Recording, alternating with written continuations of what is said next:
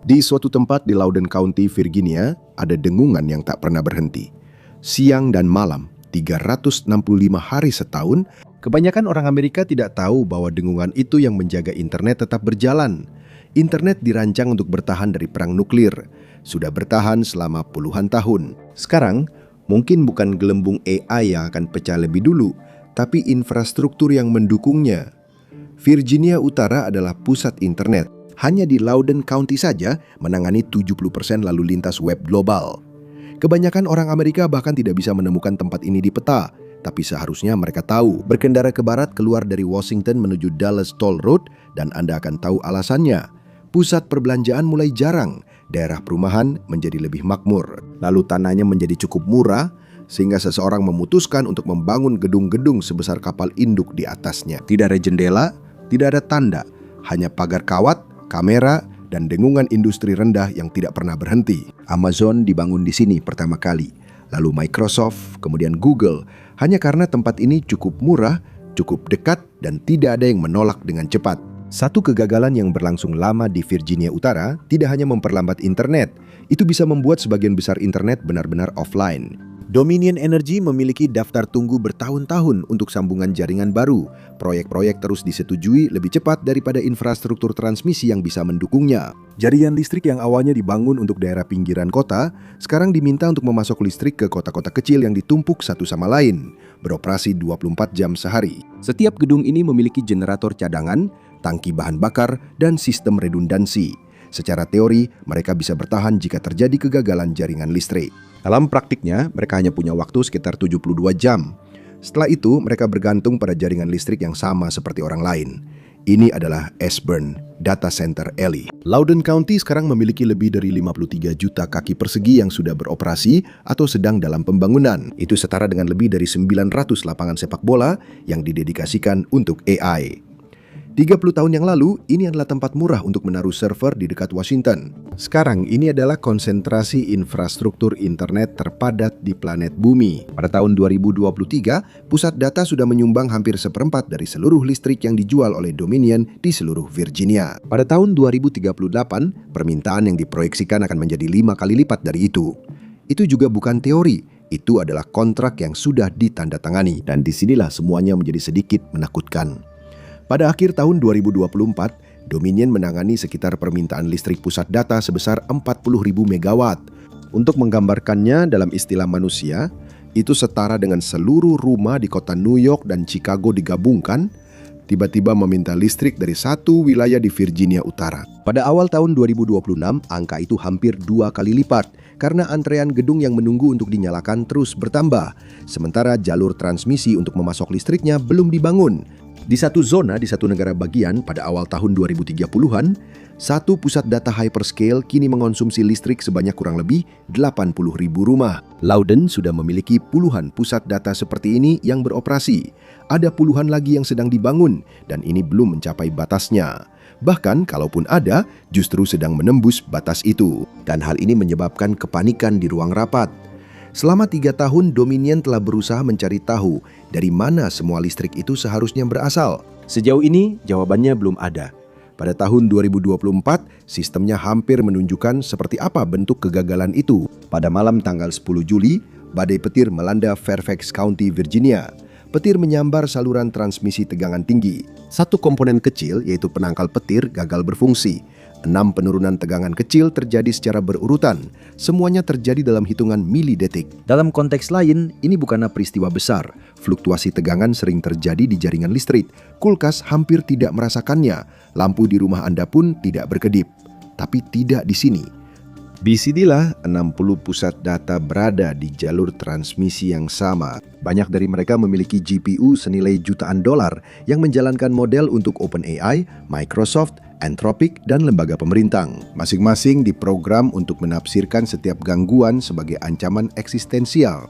Dalam hitungan milidetik setelah penurunan daya itu, semuanya memutuskan koneksi ke jaringan listrik dan beralih ke daya internal. Cukup banyak daya untuk menyalakan ratusan ribu rumah dibuang hanya dalam waktu sekejap mata. Dari sudut pandang jaringan listrik, itu sama berbahayanya dengan kehilangan pasokan. Frekuensi melonjak, turbin berputar terlalu cepat, peralatan mati. PJM Interconnection, operator regional dan Dominion harus bereaksi secara real time. Mereka harus mengurangi output pembangkit listrik dan membuang kelebihan listrik. Mereka berhasil menjaga sistem tetap stabil dan nyaris saja terjadi pemadaman listrik. Ceritanya hampir tidak muncul di berita. 7 bulan kemudian pada Februari 2025, kejadian itu terulang lagi, kali ini di jalur transmisi yang berbeda. Sekitar 40 pusat data terputus kali ini. PJM berhasil mengatasinya lagi, tapi nyaris saja. Seorang eksekutif di PJM kemudian mengakui bahwa meskipun kejadian-kejadian ini secara teknis belum menyebabkan keadaan darurat, namun telah menimbulkan kekhawatiran yang nyata. Pusat data yang hampir membuat jaringan listrik kolaps pada tahun 2024 adalah yang sudah beroperasi. Sebagian besar kapasitas yang masih dalam antrean bahkan belum dibangun. Saluran transmisi yang diperlukan untuk memasok gedung-gedung baru tersebut belum disetujui. Gardu induk pun belum mulai dibangun. Dominion terus menerima permintaan kapasitas tambahan setiap bulan, dan itu di luar izin-izin yang sudah sedang diproses dalam sistem. Jadi, jika penurunan serentak sebesar 1.500 megawatt hampir menyebabkan masalah besar, apa yang terjadi jika bebannya 5 kali lipat? Itu adalah pertanyaan yang tidak punya jawaban. Jadi, ketika Virginia Utara mencapai batasnya, para hyperscaler melakukan hal yang logis. Mereka mencari ke tempat lain, dan seharusnya itu menjadi peringatan bagi semua orang yang memperhatikan. Mereka memilih sebuah gurun. Garda depan baru infrastruktur AI Amerika bukanlah Seattle, Boston, atau sebuah lokasi pemanfaatan ulang di Midwest yang ramah iklim. Tempatnya adalah Phoenix, di mana suhu rata-rata musim panas mencapai 107 derajat Fahrenheit. Alasannya juga tidak rumit. Phoenix punya listrik murah, tanah murah, dan hukum perizinan yang lemah. Dan yang paling penting, tidak ada daftar tunggu jaringan listrik bertahun-tahun seperti yang mencekik Virginia. Arizona akan bilang ya saat Virginia bilang tunggu. Pada tahun 2024, seorang pengembang bernama Tract membeli sebuah kawasan perumahan yang mangkrak di sebelah barat Phoenix dengan rencana untuk mengubahnya menjadi kampus pusat data senilai 20 miliar dolar. Tapi masih ada satu masalah penting di sini, yaitu air. Ini adalah gurun yang bahkan sudah kesulitan untuk menopang populasinya. Sungai Colorado mengalami penurunan jangka panjang. Akuifer air tanah di bawah lahan pertanian terlihat semakin menyusut dari tahun ke tahun. Arizona sudah terpaksa melarang pembangunan perumahan baru di beberapa wilayah. Air yang tersedia memang tidak cukup untuk mengizinkan pembangunan tersebut. Dan ke dalam sistem itu, perusahaan hyperscaler menambah fasilitas yang mengonsumsi jutaan galon air setiap hari. Seorang wali kota di tengah salah satu kejahatan air terburuk dalam sejarah modern Amerika Serikat membela proyek tersebut dengan wajah datar. Menurut dia, air bukanlah masalahnya. Masalahnya adalah listrik. Sebuah fasilitas bernilai miliaran dolar berdiri di atas akuifer yang sudah menipis, dan faktor pembatasnya bukanlah kelangsungan hidup, tapi listrik. Krisis listrik di Virginia menyebar ke barat.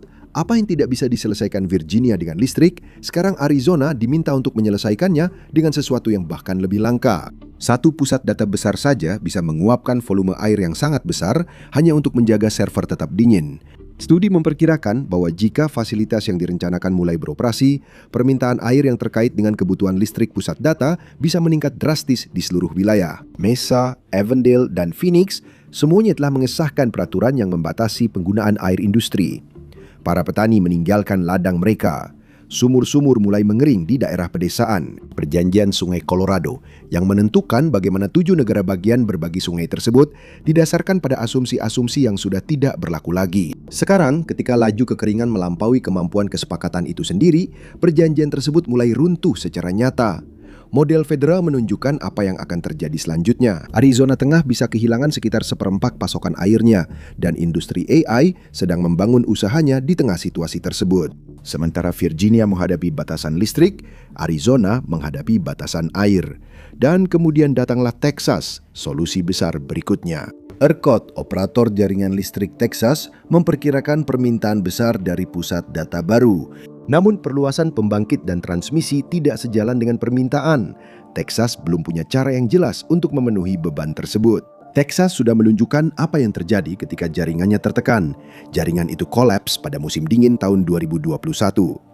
Gelombang panas di tahun 2023 dan 2024 membuatnya kewalahan. Dan sekarang mereka menambahkan infrastruktur AI skala besar ke dalamnya. Pola yang sama terjadi di seluruh negeri. Perusahaan hyperscaler meninggalkan Virginia demi listrik murah dan mempengaruhi cadangan air tanah Phoenix. Mereka keluar dari Phoenix menuju Texas dan menemukan jaringan listrik yang sudah dalam tekanan. Setiap klaster baru yang dipilih, industri akhirnya hanya memindahkan satu kendala untuk memperbaiki yang lain. Dalam hitungan bulan, jalur pelarian yang dipilih menjadi hambatan berikutnya. Microsoft, Google, dan Amazon semuanya menjalankan pemodelan internal yang menandai arah ini. Mereka memiliki dashboard air. Mereka memiliki dashboard jaringan listrik. Mereka memiliki peta panas yang menunjukkan dengan tepat wilayah mana yang akan kehabisan sumber daya apa pada tahun berapa. Laporan keberlanjutan mereka sendiri menggambarkan masa depan ini dengan bahasa yang sederhana. Namun, mereka tetap terus mengeluarkan uang. Menginjak rem sebenarnya bukan pilihan bagi mereka. Pergi begitu saja pada titik ini akan membuat harga saham mereka anjlok. Setiap dolar yang dikeluarkan pesaing dan tidak kamu keluarkan adalah pangsa pasar yang mungkin tidak akan pernah kamu dapatkan kembali. Perusahaan teknologi besar akhirnya terjebak dalam dilema. Jika semua orang melambat, semua orang menang. Tapi tidak ada yang mampu untuk mundur lebih dulu, jadi mereka tidak melakukannya. Mereka semua terus membangun lebih cepat, lebih besar, dan lebih dalam ke gurun yang tidak bisa menopangnya. Ini adalah perlombaan senjata AI yang sesungguhnya, di mana sistemnya berhenti menjadi persoalan infrastruktur dan mulai menjadi persoalan keuangan. Beginilah rupa perlombaan senjata ketika senjatanya adalah pusat data. Tidak ada hyperscaler yang bisa melambat, karena begitu mereka melambat, pesaing akan mengisi celah itu. Jadi mereka terus maju. Pada tahun 2026, hasil dari logika itu adalah sebuah angka yang seharusnya tidak mungkin terjadi. 5 hyperscaler teratas di Amerika Serikat diperkirakan akan menghabiskan antara 650 hingga 720 miliar dolar untuk belanja modal hanya dalam 1 tahun. Itu hampir setara dengan anggaran militer Amerika Serikat, bahkan lebih besar dari seluruh ekonomi Belgia dalam 1 tahun.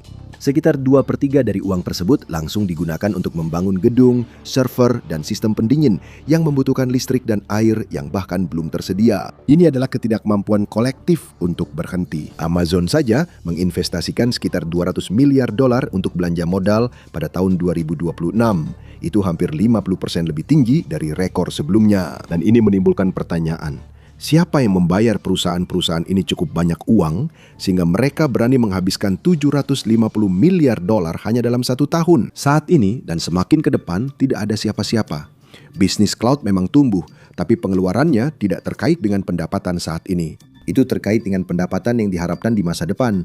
Dan masa depan itu hanya akan ada jika infrastrukturnya cukup lama bertahan untuk mendukungnya. Cek-cek yang keluar mulai melebihi isi dompet. Para analis memperkirakan bahwa Amazon bisa mencatat arus kas bebas negatif pada tahun 2026 antara 17 hingga 28 miliar dolar, tergantung siapa yang Anda tanyakan. Model lain menunjukkan Meta mengalami penurunan arus kas bebas sebesar 90%. Amazon sudah memberi sinyal bahwa mereka mungkin perlu meningkatkan utang atau ekuitas untuk mempertahankan laju ini. Itulah tanda peringatannya. Dan mereka berutang sambil menghadapi jadwal depresiasi yang nyaris tak ada yang mau bahas secara terbuka. 5 hyperscaler itu diperkirakan akan menambah sekitar 2 triliun dolar aset terkait AI ke neraca mereka pada tahun 2030. Perangkat keras AI mengalami depresiasi dengan cepat, sekitar 20% per tahun. Pada akhir dekade ini, perusahaan-perusahaan tersebut bisa menghadapi biaya depresiasi sebesar 400 miliar dolar per tahun. Depresiasi saja mulai menyaingi seluruh total laba industri saat ini setiap tahunnya, tahun demi tahun. Agar perhitungan itu berhasil, pendapatan AI tidak hanya perlu tumbuh. Pendapatan tersebut harus melampaui kapasitas gabungan perusahaan teknologi terbesar di dunia untuk menghasilkan laba. Dan ada alasan fisik di balik kurva depresiasi itu. Ini sama sekali tidak ada hubungannya dengan trik akuntansi. Sebuah rak server standar mungkin membutuhkan daya 10 kW. Sebuah klaster AI bisa menarik lebih dari 100. Itu menghasilkan panas yang sangat ekstrim. Di dalam gedung tanpa jendela di Loudoun itu, chip-chip berpindah dari keadaan diam ke daya penuh dalam hitungan milidetik. Itu menciptakan tekanan mekanis pada silikon, pada sambungan solder, dan pada semua hal yang menyatukan sistem tersebut. Perangkat keras tradisional dirancang untuk bertahan 5 hingga 7 tahun. Perangkat keras AI didorong menuju kegagalan jauh lebih cepat. Sistem pendingin cair kini wajib untuk setiap rak. Sistem yang kompleks memompa cairan dingin langsung melintasi prosesor. Sistem perpipaan tersebut membawa risiko tersendiri. Kegagalan satu gasket atau penurunan tekanan pompa saja bisa menghancurkan rak senilai $1 juta sebelum sistem dimatikan.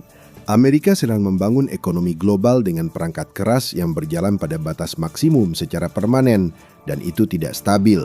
Taruhannya sendiri cukup sederhana. Dalam beberapa tahun, produk AI akan menghasilkan pendapatan yang cukup untuk membenarkan semua ini. Cukup untuk membuat gedung-gedung ini terlihat murah. Para hyperscaler bisa bertahan menunggu. Mereka punya neraca keuangan. Mereka bisa mengumpulkan modal. Mereka bisa menyerap volatilitas. Perusahaan-perusahaan yang bergantung pada hyperscaler itu tidak bisa. Startup yang berlatih di Microsoft Azure, Amazon Web Services, dan Google Cloud Platform tidak membakar neraca keuangan perusahaan teknologi besar. Mereka membakar modal ventura, dan itu datang dengan waktu yang terus berjalan. Ketika listrik mulai dibatasi, air mulai dialokasikan, atau antrean mundur 1 tahun lagi. Bukan Amazon yang gagal membayar gaji, tapi startup yang sudah membayar di muka untuk komputasi yang tak pernah datang. Proses pelatihan jadi tertunda, peluncuran produk pun mundur, pendanaan berikutnya pun mengering. Perusahaan itu bukan hanya melambat, ia mati di tempat. Dan bukan hanya startup saja, Microsoft telah mengungkapkan adanya tumpukan backlog cloud komersial yang melebihi 80 miliar dolar. Itu adalah permintaan yang sudah terjual, sudah dikontrak, tapi tidak bisa dipenuhi. Kenapa? Karena listriknya tidak tersedia, airnya tidak bisa dialokasikan, infrastrukturnya belum siap, sistem fisiknya tidak bisa memenuhi. Masalahnya bukan pada perangkat lunak, ini soal kabel dan pipa. Dan celah dalam sistem itu muncul di tempat yang tidak Anda duga. Di Virginia, itu terlihat pada tagihan rumah tangga. Selama sebagian besar dekade terakhir, penduduk Virginia tidak tahu bahwa semua ini adalah masalah mereka. Pusat data berada di zona industri yang dipagari. Mereka membayar pajak, hampir tidak mempekerjakan siapapun, dan tetap tidak terlihat. Lalu tagihan-tagihan mulai berdatangan. Anda tidak bisa membangun setara dengan beberapa kota baru dalam hal permintaan listrik secara gratis. Seseorang harus membayar. Itu berarti jalur transmisi baru, gardu induk baru, koridor tegangan tinggi baru yang dibangun di tengah permukiman yang sudah ada. Semuanya menelan biaya miliaran. Di bawah struktur tarif lama, biaya-biaya itu dibagi ke semua pelanggan dalam sistem. Rumah, sekolah, rumah sakit, usaha kecil, dan para hyperscaler. Semuanya membayar sesuai dengan proporsi penggunaan mereka. Kedengarannya adil, sampai Anda menyadari bahwa para hyperscaler mendorong sebagian besar permintaan, dan mereka hanya membayar sebagian kecil dari biayanya. State Corporation Commission of Virginia menghitung angkanya pada tahun 2024 dan 2025. Proyeksinya cukup buruk. Tanpa intervensi, tagihan listrik rumah tangga di Virginia diperkirakan akan naik puluhan dolar per bulan. Uang itu sama sekali tidak ada hubungannya dengan permintaan rumah tangga. Itu semua berkaitan dengan subsidi untuk pusat data milik perusahaan bernilai triliunan dolar. Sidang publik pun diadakan. Warga menolak. Perusahaan teknologi besar membela posisi mereka, mengirimkan pelobi, pengacara, dan tim humas. Mereka berargumen bahwa kontribusi ekonomi mereka untuk Virginia sudah lebih dari cukup untuk membenarkan struktur tarif yang ada. Pejabat lokal berpendapat sebaliknya. Pada bulan November 2025, setelah berbulan-bulan sidang, Dominion mendapat persetujuan untuk melakukan sesuatu yang belum pernah mereka lakukan sebelumnya. Regulator negara bagian menyetujui kelas tarif baru yang secara resmi dikenal sebagai GS5. Kelas tarif ini dirancang khusus agar pelanggan pusat data hyperscale membiayai langsung infrastruktur yang dibutuhkan proyek mereka. Ada komitmen jangka panjang, biaya awal miliaran dolar, dan pembatasan khusus pertama di Amerika Serikat. Ini seharusnya menjadi kemenangan bagi para penduduk. Kenyataan yang lebih dalam adalah bahwa pertaruhan GS5 hanya terjadi karena angka-angka dasarnya sudah menjadi mustahil. Pusat data sekarang mengonsumsi begitu banyak jaringan listrik Dominion sehingga mereka harus memilih. Mereka harus mengatur ulang beban biaya atau melihat penduduk memberontak. Pada waktu yang hampir bersamaan, 8 proyek pusat data yang berbeda di seluruh Virginia dibatalkan atau dikurangi secara signifikan. Proyek-proyek itu dihentikan karena pertarungan zonasi, gugatan hukum, perselisihan transmisi, dan keluhan kebisingan. Namun pertarungan yang paling sengit adalah tentang generator diesel. Di seluruh Virginia, sekarang ada sekitar 9.000 generator cadangan diesel yang diizinkan dan terhubung ke pusat data. Lebih dari setengahnya terkonsentrasi hanya di dalam Loudoun County. Sebagian besar diklasifikasikan oleh regulator sebagai Tier 2, yaitu jenis murah yang mengeluarkan asap tebal. Generator-generator itu seharusnya hanya dijalankan saat keadaan darurat nyata untuk melindungi pusat data selama pemadaman listrik, lalu dimatikan kembali. Tapi inilah ekonomi AI. di mana gedung-gedung tidak bisa berhenti beroperasi, bahkan hanya beberapa menit saja. Jadi generator dijalankan jauh lebih sering daripada yang pernah diperhitungkan dalam desainnya. Selama kebakaran gardu listrik di dekat Ashburn, warga harus mendengarkan deru generator cadangan pusat data selama lebih dari 24 jam tanpa henti. Para pembeli di pusat perbelanjaan yang berdekatan melaporkan adanya asap knalpot yang melayang di area parkir. Pada bulan Desember 2025, regulator di Virginia diam-diam memperluas definisi keadaan darurat. Bukan karena bencananya yang semakin parah, tetapi karena jaringan listriknya yang memburuk. Pusat data sekarang dapat menjalankan generator cadangan diesel dengan lebih leluasa. Bukan sebagai upaya terakhir, tetapi sebagai pengganti sementara ketika pasokan listrik yang dijanjikan tidak tersedia. Sebuah laporan negara bagian menguraikan konsekuensinya. Generator cadangan di Virginia Utara bisa mengeluarkan hampir 10.000 ton asap beracun setiap tahunnya. Itu sekitar setengah dari semua sumber lain di wilayah tersebut jika digabungkan. Rumah-rumah yang dibangun pada awal tahun 2000-an sekarang berada beberapa ratus yard searah angin dari tempat yang dulunya adalah taman perkantoran yang tenang. Sekarang, tempat itu menjadi kampus pusat data, di mana puluhan generator diesel dapat menyala secara bersamaan dan berjalan selama berjam-jam. Di Kabupaten Loudoun, daftar rumah mulai menandai kedekatan dengan lokasi-lokasi ini. Beberapa agen properti tidak mau mengatakannya secara terbuka, tetapi di beberapa jalan tertentu, harga-harga rumah mulai stagnan. Harga-harga itu tidak jatuh, tapi memang hanya mandek. Sementara itu, harga rumah di wilayah Virginia Utara lainnya terus naik. Sekolah-sekolah telah mencatat keluhan tentang kabut asap knalpot pada hari kunjungan lapangan.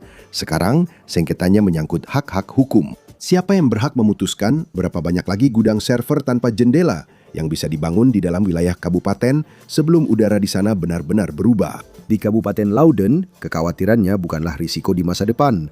Kekhawatiran itu muncul ketika batas dilampaui dan daerah pinggiran justru memiliki kualitas udara yang lebih buruk daripada kota yang mereka kelilingi. Jadi, siapa sebenarnya yang membayar untuk ekonomi AI?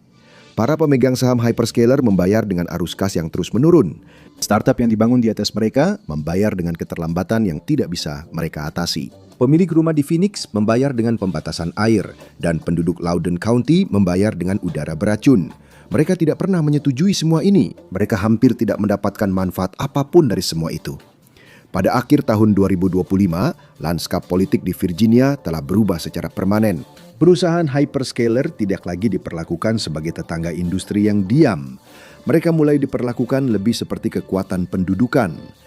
Daya tawar mereka terkikis secepat niat baik dari masyarakat setempat.